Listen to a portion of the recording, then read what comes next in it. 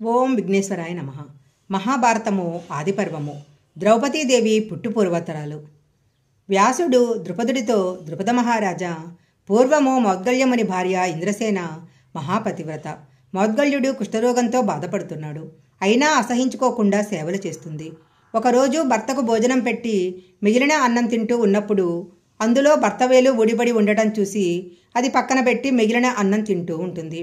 అది చూసి మౌద్గల్యుడు ఆశ్చర్యపోయాడు. ఇంద్రసేన, నీ పతిభక్తి అమోఘము. నీకు ఏం వరం కావాలో కోరుకో, ఇస్తాను అన్నాడు. నాథా, నాకు వాంఛన తీరలేదు. అందుకు మీ రూపము అడ్డుగా వస్తుంది. మీరు అందమైన 5 రూపాలుగా మారి నా కోరిక తీర్చండి అని అడిగింది.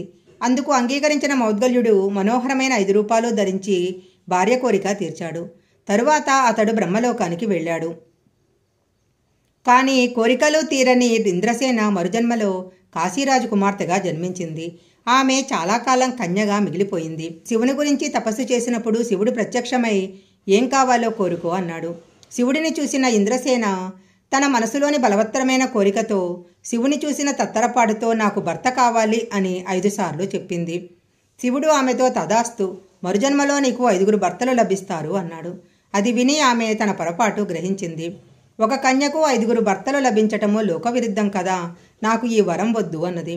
అందుకు శివుడు, నువ్వు 5 భర్తలతో ధర్మబద్ధమైన కాపురం చేస్తావు అన్నాడు.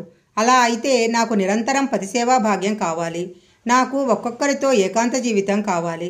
కన్యత్వం చెడకుండా కాపురం కావాలి అని అడిగింది. శివుడు ఆమె కోరిన విధంగా వరాలు ఇచ్చాడు. నువ్వు వెళ్ళి గంగాతీరంలో ఉన్న ఇంద్రుడిని తీసుకురా అన్నాడు. ఆ సమయంలో యమధర్మరాజు సత్రయాగం చేస్తున్నాడు. యాగదీక్షలో ఉన్నాడు. కాబట్టి ప్రాణహింస చెయ్యలేదు. లోకంలో మరణాలు తగ్గి భూభారం ఎక్కువైంది. ఇంద్రాది దేవతలు బ్రహ్మలోకానికి వెళ్ళి, మరణం లేకుంటే మానవులకు మాకు తేడా ఏముంది, అందుకు తరుణోపాయం తమరే చెప్పాలి అన్నారు. అందుకు బ్రహ్మదేవుడు, యముని సత్రయాగం ముగిసేదాకా మీరు నిశ్చింతగా ఉండండి. ఆ తరువాత అతడు మానవులను అంతమొందిస్తాడు. మీ తేజస్సు యముని తేజస్సుతో పుట్టిన వీరులు ఆయనకు సహాయంగా ఉంటారు అన్నాడు. దేవతలు ఇంద్రలోకం వెళుతూ గంగాతీరంలో ఏడుస్తున్న కాశీరాజు కూతుర్ని చూశారు. ఇంద్రుడు ఎందుకు ఏడుస్తున్నావు అని అడిగితే ఆమె అది తెలుసుకోవాలంటే నా వెంట రావాలి అని శివుని దగ్గరకు తీసుకెళ్ళింది. ఆ సమయంలో శివుడు ఒక యువతితో పాచికలాడుతున్నాడు. ఇంద్రుడు ముల్లోకాలకు అధిపతిని, నా ముందు జూదం ఆడతావేమి అని అహంకారంతో అన్నాడు. అందుకు శివుడు కోపించి, గర్వంతో మాట్లాడకు, నీకు చేతనైతే ఆ కొండ గుహను చీల్చు అన్నాడు. ఇంద్రుడు సరేనని గుహను చీల్చగానే తనలాంటి 4 చూసి ఆశ్చర్యపోయాడు. శివుడు నిజరూపం ధరించి, మీ 5 ఇంద్రులు మానవలోకంలో జన్మించండి. కాశీరాజపుత్రిక మానవకాంతగా జన్మించి మీకు భార్య అవుతుంది అన్నాడు. వ్యాసుడు, ద్రుపద మహారాజా, ఆ 5 ఇంద్రులే పాండవులు. కాశీరాజు కుమార్తె నీ ఇంట పెరుగుతున్న యజ్ఞసేని.